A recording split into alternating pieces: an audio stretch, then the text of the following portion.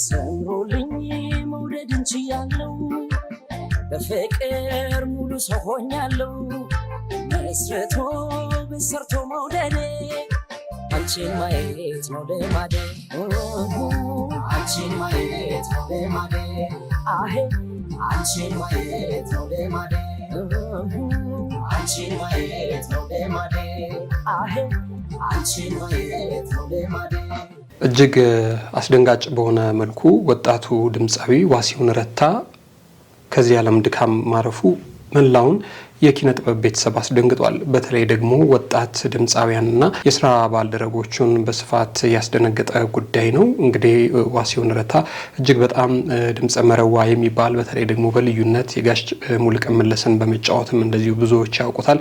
ኢትዮጵያ ውስጥም እልፍ ብሎ ደግሞ ባህር ማዶም በተለይ ደግሞ ዱባይና አጎራባች ሀገሮቿም እየሄደ እንደዚሁ ስራዎቹን ሲሰራ የነበረ በጣም ተስፋ ይጣልበት የነበረ ድምጻዊ ነው። ግን ባልታሰበ መልኩ እንደው ድንገት ከዚህ ዓለም በሞት የመለየቱ ነገር ቤተሰቦቹን አስደንግጧል፣ የስራ ባልደረቦቹን አስደንግጧል። ይህ እጅግ በጣም አስደንጋጭ የሆነ ክስተት እንግዲህ መላውን ጓደኞቹን በሙሉ አስደንግጧል። አሁን ይህንን ቀረጻ እያደረግን ባለበት ሰዓት እንግዲህ ስርዓተ ቀብሩ እየተፈጸመ ይገኛል። ምንድነው የሚለውን ጉዳይ በተመለከተ አብራችሁን ከቆያችሁ የምንነግራቸው ጉዳይ ይሆናል። ወደ ሌላኛው መረጃችን ስናልፍ እዚህ ምስሉ ላይ የምትመለከቱት ግለሰብ እንግዲህ ከቀናት በፊት የቀድሞ ፍቅረኛዬን ለምን አገባህብኝ በማለት እንግዲህ እርሷ ያገባቸውን ገና ትዳራቸው ሳይሞቅ ሙሽራውን እንደዚሁ በአደባባይ መግደሉ የሚታወቅ ነገር ነው። አካባቢው ማህበረሰብ ዘንድ ትልቅ መደናገጥ ፈጥሮ ነበረ። ከዚህ ጉዳይ ጋር ተያይዞ ግለሰቡ በቁጥጥር ውስጥ ከዋለ በኋላ እንግዲህ ፍርድ ቤት የመጨረሻውን ብይን ሰጥቶታል። ይህንንም ጉዳይ አብረን የምንከታተለው ይሆናል። አብራችሁን ከቆያችሁ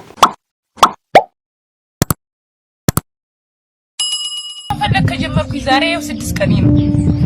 ልጅ ስለያዝኩኝ ብቻ እያለ ተለጥፎ የለም ነው የሚሉት። ቆይ ምን እየሆንን ነው? እቺ ማን ሀገር ናት? በሌላ መልኩ ሰሞኑን ማህበራዊ ሚዲያ ላይ መነጋገሪያ የነበረች አንዲት እናት ነበረች። እዚህ ምስሉ ላይ የምትመለከቷት ልጅ ስለያዘች ብቻ ለተከታታይ 6 ቀናት የቤት ኪራይ ብትፈልግም ልጇን ስላዩ ብቻ አላከራይም ስላሏት ግለሰቦች እጅግ በጣም እየመረራት ትናገራለች። ከዚህ ጉዳይ ጋር ተያይዞ የአከራይና የተከራይን ጉዳይ በተመለከተ የምንወያየው ጉዳይ ይኖራል። እናንተም በእርግጠኝነት ተከራይታችሁ የምታውቁ ከሆነ እዚህ ጉዳይ ላይ ሀሳባችሁንም እንድትሰጡ ፈልገን ነው። የምንወዳቸውና የምናከብራችሁ የጊዜ ሚዲያ ቤተሰቦች እንዴት አላችሁ? በያላችሁበት የዓለም ጫፍ በያላችሁበት የሀገር ጥግ ሁሉ ሰላም፣ ፍቅር፣ ጤና ትሆኑ ዘንድ ዘወትር ምኞታችን ነው። ኤልያስ ደግነት ነኝ። የምትከታተሉት ጊዜ ሚዲያን ነው። በዛሬው መሰናዷችን መግቢያችን ላይ የነገርናችሁን 3 ርዕሰ ጉዳዮች አነሳስተን እንጫወታለን። እስከ ፕሮግራማችን ፍጻሜ ድረስ አብራችሁን ቆዩ። ጊዜ ሚዲያን ግን አንድ ጊዜ ሼር፣ ላይክ፣ ሰብስክራይብ፣ ኮሜንት እያደረጋችሁ ቤተሰብ እንድታደርጉን ጠየቅን። ክበሩልን።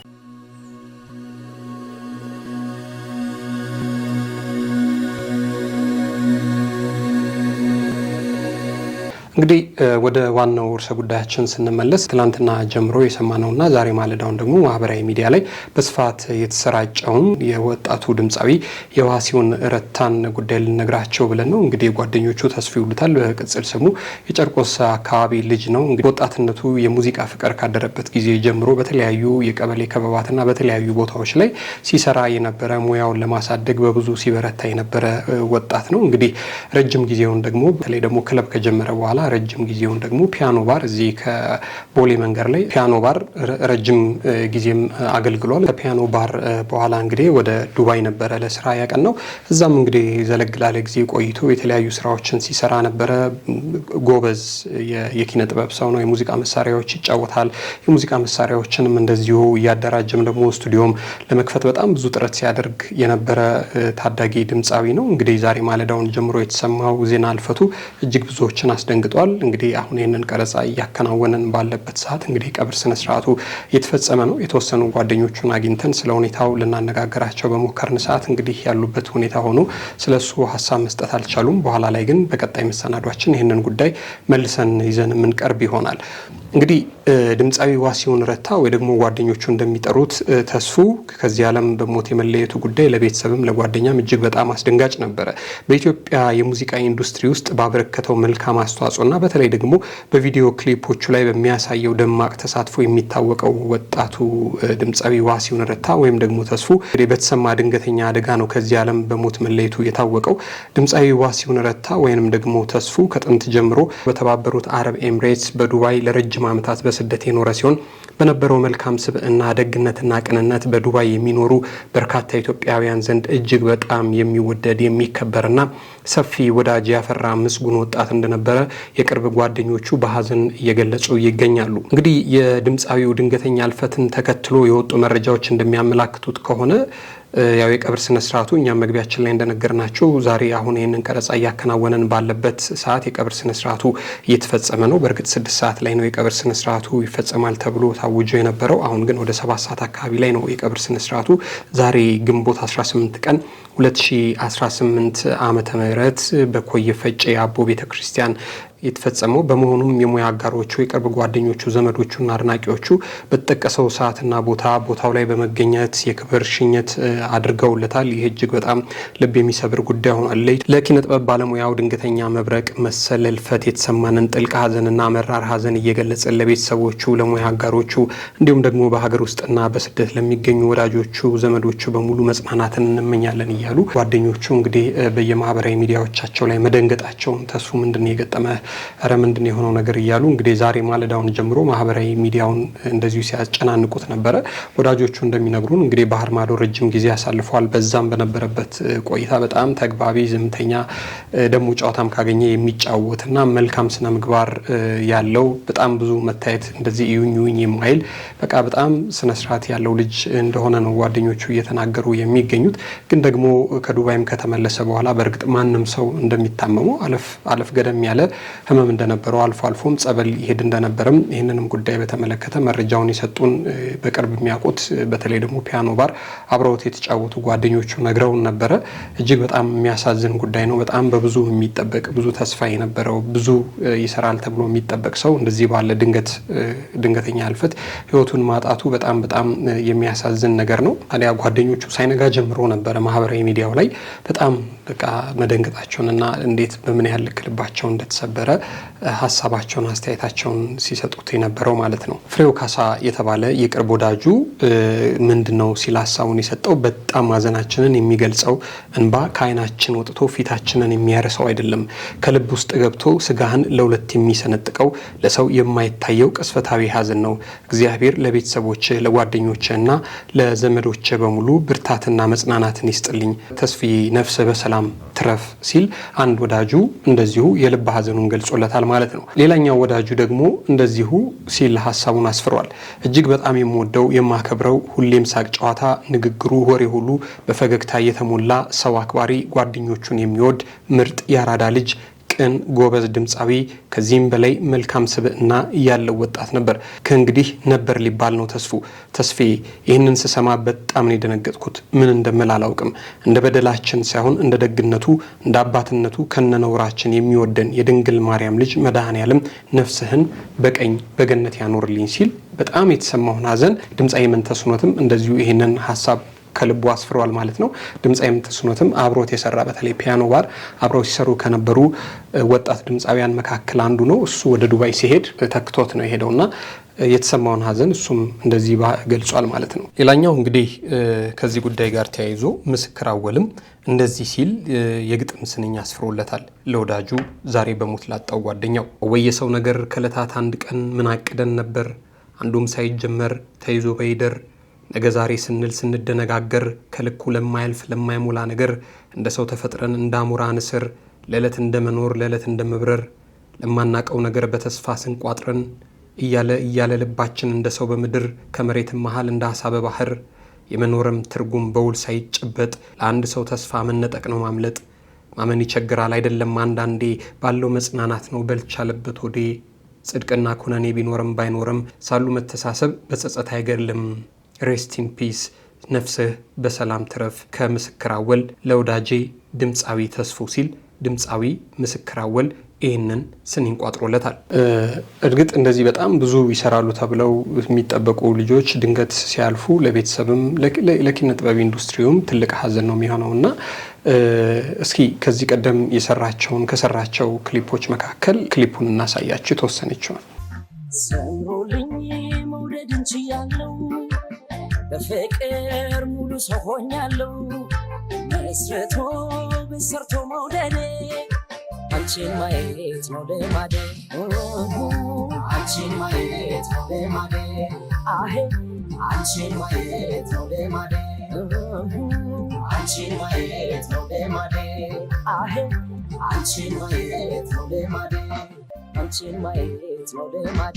እንግዲህ ይሄኛው ክሊፑ እዚህ ላይ የምትመለከቱት ክሊፑ ከ7 ዓመት በፊት የተለቀቀ ነው። ከዛ በኋላ ግን በጣም ብዙ የሰራቸው ስራዎች አሉ። እንግዲህ በጣም በሚያሳዝን መልኩ እንግዲህ አልበም የመስራትም ላይ ሂደትም ላይ እንደነበረ ነው የሰማ ነው። ግን ደግሞ ያው ሰው ያስባል እግዚአብሔር ይፈጽማል ነው። እዚህ ጉዳይ ላይ እንግዲህ ፈቃዱ ስላልሆነ ድምፃዊ ዋሲሁን ረታ ከዚህ ዓለም ድካም አርፏል ማለት ነው። ለቤተሰቦቹ፣ ለዘመዶቹ፣ ለዘመድ አዝማዶቹ በሙሉ ፈጣሪ መጽናናትን እንዲሰጥ የሱንም ነፍስ ደግሞ በቀኝ እንዲያኖር እንመኛለን ማለት ነው። ወደ ቀጣይ ጉዳያችን ሄድ።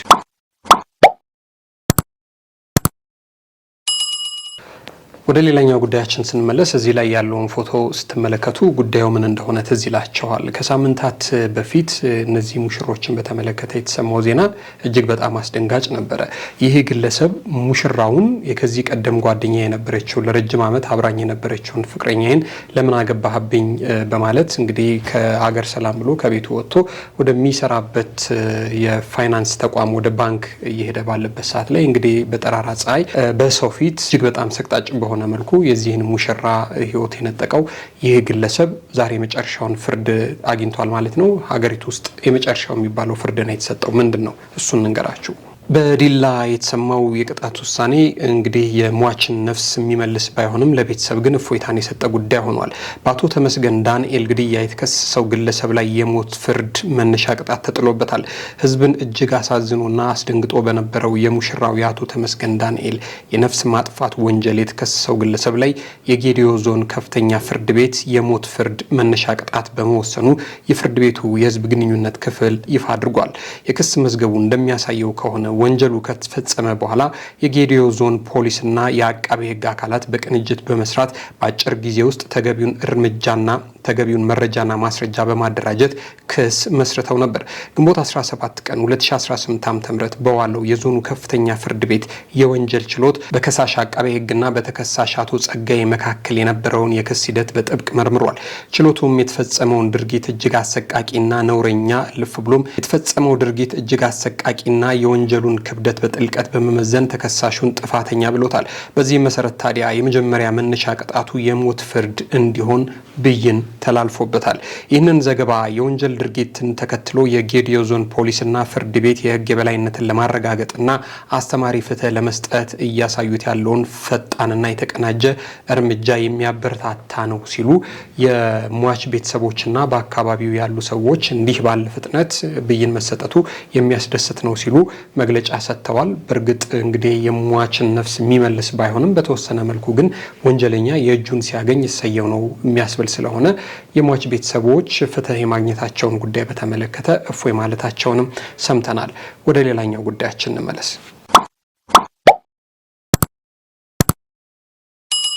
ወደ ሌላኛው ጉዳይ ስንመለስ ከሰሞኑ ማህበራዊ ሚዲያ ላይ እጅግ በጣም ስትመላለስ የነበረች እናት ነች። እቺ እናትና እሷ ማምራ የምትናገረው ነገር አለ። ሰዎች አይደለንም ወይ ኢትዮጵያውያን አይደለንም ወይ ስትል ያነሳቸውና የተናገረችው ነገር አለ። ይሄ ጉዳይ ላይ እንደው መወያያ ከሆነን ብለን ነው መጀመሪያ እስኪ እሷን ቪዲዮ እንመልከተው። ቤተሰቦች ቤት መፈለግ ከጀመርኩኝ ዛሬ 6 ቀን ነው። ልጅ ስለያዝኩኝ ብቻ እያለ ተለጥፎ የለም ነው የሚሉት። ቆይ ምን እየሆንን ነው?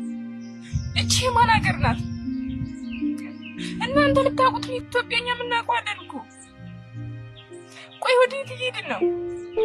መውለድ ኃጢአት ነው እንዴ? ወንዶችስ እሺ፣ ሴቶች አልወለዳችሁ፣ አላረገዛችሁ፣ አላማጣችሁ፣ ልጆች የሏችሁ፣ ነገ በኛ ብላችሁ አታስቡም? እቻለም በጠቅላላ ክራይ ናት። መቼ ልሽኝ እንደምንችል አናውቅም። ለምንድን ነው በቁስላችን ላይ ጨምሰዱብን። ወዴት ነው የምንሄደው? አገሬስ ኢትዮጵያ እንደ ያለ ነው። ምንድን ነው? ወዴት ነው የምንሄደው? ልጆቻችን ይዘን ከፍለን አንዴ እንኖር ያለው። ኧረ ጎበዝ ምን ይሆን ነው? በጣም የሚገርም ነገር ነው። በነገራችሁ ላይ በጣም አጭር ቪዲዮ ነው ያነሳችው ነገር ግን ልክ ነው ማለት ሰው መሆንን የሚፈትን ነው። ሕፃን ልጅ ስለያዘች ብቻ ለተከታታይ 6 ቀናት እየዞረች ያየቻቸው ቤቶች አከራዮች አናከራይም እያሏት ነው። እና እሷም እያለች ነው የምናቃት ኢትዮጵያዊቷን ነው። እናንተ የምትሏት እኮ ኢትዮጵያንም እኛ እናቃታለን። ሰው መቼ እንደሚሄድ መቼ እንደሚኖር አይታወቅም። እና በጣም በቃ በተለይ ደግሞ ከአከራይ ተከራይ ጋር ተያይዞ ያለው ፈተና እጅግ በጣም አስመራሪም አሰልችም ነው። ለዛም ይመስለኛል በተወሰነ መልኩ መንግስት በተለይ ደግሞ ከቤት ኪራይ ጋር ተያይዞ እጁን እየከተተ የቤት ኪራይ ጣራውን በዚህ መጠን ነው መጨመር ያለበት ምናምን እያለ እጁን መክተት የፈለገው ለዛም ይመስለኛል። ግን እኔ አንዳንድ አከራዮች ግን ምናችሁ ነው የታመመው? በጣም በጣም ነው የሚያሳዝነው። የእውነት እቺ ልጅ ያዘለቻት ልጅ ነገ ምን እንደምትሆን አናውቅም። ይህንን ስንል ግን በጣም መልካም አከራዮች የሉም ማለታችን አይደለም። እጅግ በጣም ከቤተሰብ የሚመልጡ በጣም መልካም አከራዮች አሉ። እኔ 3 ዓመት ከትዳር በፊት ተከራይቼ ኖሬያለሁ። የነበርኩባቸው ሴትዮ እናት የነበሩ እናት ናቸውና ግን ምንድን ነው እናንተ ስትከራዩ ተከራይቷችሁ ኖራችሁ የምታውቁ ካላችሁ ምን አይነት አከራይ ነበር የገጠማችሁ? እችን ሰው ምንድን ነው የምትሏት? እስኪ በሀሳብ መስጫ ሳጥን ላይ አስፍሩልን። ይሄ የሚመለከተው እናንተ በጣም ቤት አለን ብላችሁ ተከራዮች ላይ ያልተገባ ነገር ያደረጋችሁትን ሰዎች ብቻ ለመንቀፍና ለመውቀስ ያነሳ ነው ሀሳብ ነው። ከዛ በመለስ ግን በጣም ሰው የምትሸቱ በጣም የሚገርም በቃ አንዳንዱ ተከራይ እንደውም ቤቱ እስኪመስለው ድረስ በቃ እንደፈለገ የሚፈነጭበት ቤት እንዲሆን የሚፈቅዱ አከራዮች አሉ። በሌላ ጎን ደግሞ እንደዚህ ልጅ ስለያዘች ብቻ ቤት አናከራይም ብሎ ማለት ምንድን ነው? እቺ ልጅ ታድጋለች። የነገ ኢትዮጵያ የነገ ሀገር መልክ በጀርባ ያዘለቻት ሴትዮ ነች። ይሄ ማህበራዊ ሚዲያ የከተበውን የያዘውን የነቀሰውን ነገር መቼም አይተወውም። ይሄ ቪዲዮ እኛም ፕሮግራም ላይ ያለ ሌሎችም ሰርተውበታል። የዛሬ 20-30 ዓመት እንደዚሁ ይቀመጣል። የዛሬ 20-30 ዓመት የታዘለችው ልጅ ወርዳ በእግር የምትቆም ትሆናለች። ብቁና ንቁ ዜጋ ትሆናለች። ያኔ ምንድን ነው የምትለው? ስለ የትኛው ሀገር ነው ሀገሬ ብላ ልታወራ የምትችለው? ዛሬ እሷ በመወለዷ እሷ በምታዘሏ ብቻ ቤት አናከራይም ያሉ አከራዮች ስለመኖራቸው እየሰማች ካደገች ምንድን ነው የምትሆነው ይች ልጅ? በተለይ ሀብት አለን ንብረት አለን የምናከራየው ቤት አለን ብላችሁ የምትታበዩና ተከራይ በጣም የምታጉላሉ ሰዎች ግን የዋ ሊደር እንጂ በሆነ ቦታ ቤታችሁ መግባቱ አይቀርም። ከዚህ ቀደም የተሰራ ቪዲዮ እንደነበር አስታውሳለሁ። በጣም ረጅም ጊዜ ስለሆነ ቪዲዮ ማግኘት አልቻልኩም። እዚህ አዲስ አበባ ልጁ ቤተሰቦቹ ቤት ያከራያሉ። በጣም ጨካኝ፣ በጣም አሰልቺ፣ በጣም አማራሪ አከራዮች ናቸው። ልጁ ታዲያ ውጤት ያመጣና ወደ ክልል ይሄዳል። እቤቱ የሚያደርጉትን ወላጆቹ የሚያደርጉትን ሴም ቲንግ እሱም ላይ ዛፕን ያደርጋል። ሲመለስ ነው ነገሩ የገባውና ወላጆቹን ለመምከር የሚሞክረውና ሁሉ የዘራውን ነው የሚያጭደው። ቤት አከራዮች መልካሞች አላችሁ፣ ክፉዎች ግን እባካችሁ ከቀልባችሁ ሁኑ። በጣም ያሳዘነችን ሰው ስለሆነች ነው።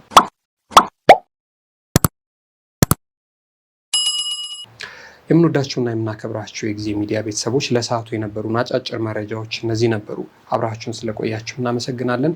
ጊዜ ሚዲያን ሰብስክራይብ አድርጉልን። ሀሳብ መስጫው ላይ ሀሳብ ካላችሁ በሀሳብ መስጫ ሳጥን ላይ ያስፍሩልን። አብራችሁን ስለቆያችሁ እናመሰግናለን። ክበሩልን።